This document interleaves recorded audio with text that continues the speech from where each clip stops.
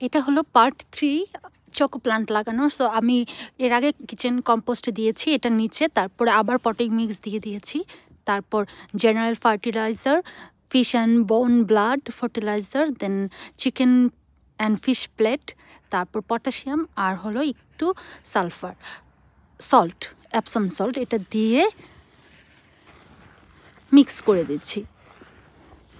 তো বেশি একটা মিক্স করব না, অল্প একটু মিক্স করব। তো মিক্স করে তারপর আমি আরেকটু ফার্টিলাইজার মাটি পটিং মিক্স করে তারপর মাটি দিয়ে দিব, কারণ নিচে কিন্তু আমার কিচেন কম্পোস্ট আছে। সো আমি অনেক দূর পর্যন্ত যেতে পারবো না।